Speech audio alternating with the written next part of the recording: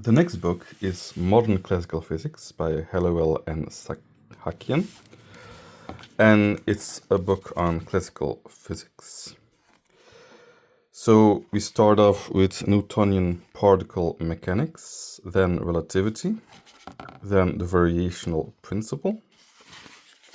We go immediately to Lagrangian mechanics, from classical to quantum and back, constraints and symmetries, gravitation, electromagnetism, accelerating frames, from black holes to random forces, then the Hamiltonian formulation, rigid body dynamics, coupled oscillators, complex systems, and seeds of quantization. So this is a pretty advanced book on classical mechanics. From a modern perspective, meaning they try to gear it towards chaos, towards computers, towards quantum mechanics, all that good stuff. So yeah, pretty neat book, pretty nice book. Somewhat comparable to Taylor, even though I think Taylor is a bit better. But yeah, it does encompass a lot of things that Taylor does not have, like Hamilton-Jacobi theory, like special relativity. All of those things are not in Taylor; they are in this book. So yeah, that's pretty nice.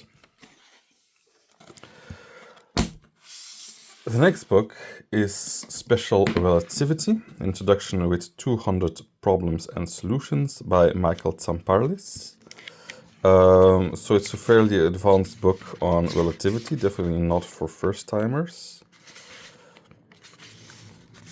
So there's a mathematical part, then the structure of the theories of physics, very general, Newtonian physics, the foundation of special relativity, the physics of the position of 4 vector, relativistic kinematics, 4 acceleration, paradoxes, mass 4 momentum, relativistic reactions, 4 force irreducible decompositions, the electromagnetic fields, relativistic angular momentum, the covariant Lorentz transformation, geometric description of relativistic interactions. When I read this book, I found it pretty confusing. Maybe I missed the background at that point, but I think the book could be a bit more user-friendly. It tries to be mathematically rigorous, but I think it loses a bit sight of the physics and maybe a bit of clarity. So overall, I didn't really enjoy this book too much. So yeah, it does try. It is meant for somebody who's like more advanced in special relativity, because it tries to be very general and very foundational. So yeah, definitely have the prereqs before you try this book. Next we have here States of Matter by Gutstein. So the book covers thermodynamics and statistical mechanics, perfect gases, solids, liquid and interacting gases, some special states, critical phenomena and phase transitions. So this book is the one with the famous phrase in the beginning. Ludwig Boltzmann, who spent much of his life studying statistical mechanics, died by his own hand. Paul Ehrenfest, carrying out his work, died similarly in 1933. Now it is our turn to study statistical mechanics. So that's the book where it comes from. Aside from that, it's a pretty good book, pretty practical book. So yeah, I would recommend this to people who are interested in states of matter or that kind of thing. You would need a lot of thermodynamics and statistical mechanics already to be able to get something out of it, but yeah, overall I do like this book a lot. Next we have here a non-physics book. It's the Epic of Gilgamesh, as translated by Andrew George. So it is the entire epic, and basically commentary on it. So yeah,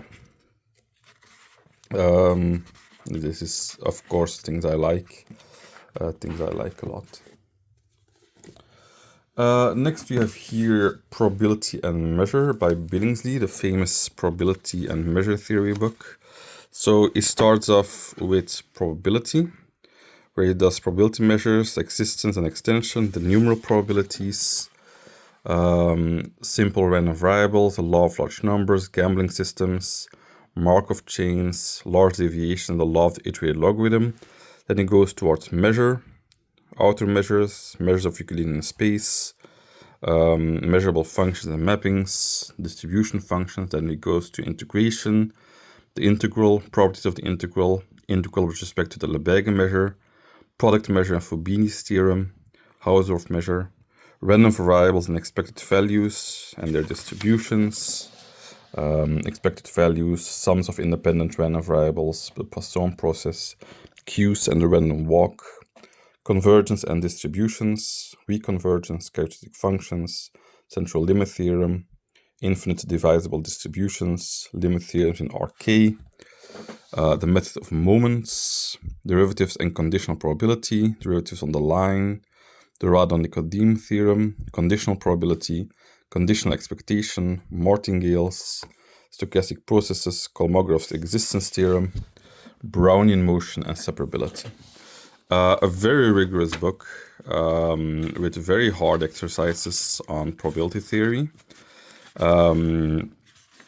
It's extremely good. I like this book a lot.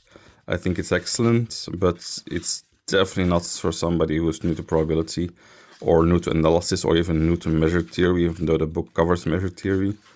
You need to be very solid in these kind of things in order to get something out of this book. But very good book, very insightful exercises, very difficult stuff, very nicely written. I would recommend it to people who are interested in probability theory, done rigorously with measure theory, with all rigor there. So yeah. Next we have Complex Analysis in One Variable by Narasimhan and Neurgeld. So it's a fairly more advanced book on complex analysis. So we have elementary theory of holomorphic functions, covering spaces and a monodromy theorem, the winding number and the residue theorem, Picard's theorem, inhomogeneous Cauchy-Riemann equation and Runge's theorem, application of Runge's theorem, Riemann mapping theorem and simple connectedness in the plane, compact Riemann surfaces, the Corona theorem, subharmonic functions and the Dirichlet problem, and then all kinds of exercises, an entire second part on exercises. So it's a very brief book, very quick, very terse, but it covers a lot of ground, like a lot of ground basically. And it has, a lot of exercises, like 1/3 of the book is made of exercises, pretty good exercises too. So yeah, take of that what you will. I think I like this book a lot, but yeah, I mean, you have to be the kind of person to like this kind of book, I guess.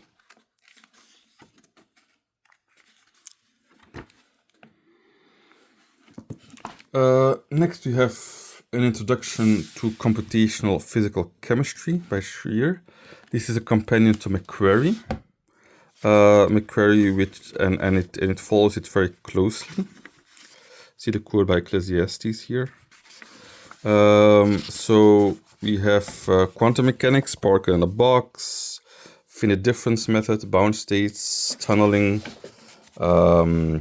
variational methods, Hartree-Fock consistent fields, Huckel molecular orbital theory, quantum theory of solids, density functional theory, quantum Monte Carlo, classical gas laws in thermodynamics parts, the 2D Ising model, application of the Ising model, molecular dynamics, kinetics, and then some appendices on computer languages and so on. So yeah, pretty solid book on trying to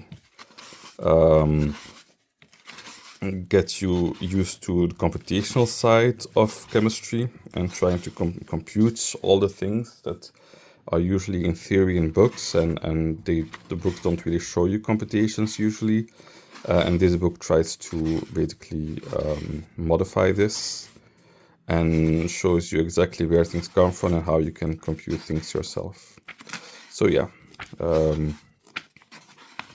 definitely a very cool book.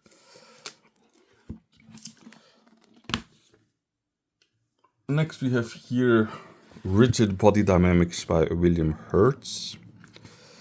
And it starts with rotations, where we have Cayley transform, Euler angles, quaternions, Cayley-Klein parameters, kinematics, energy and momentum. Then we have dynamics, constraint systems, integral systems, numerical methods, and applications finally. So a pretty short book on rotations and rotational physics and how to do classical mechanics with rotations. Yeah, not much to say, very solid book.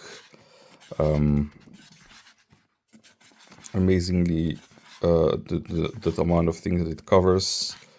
I wonder if it would not have been better to write this with geometric algebra, but probably not.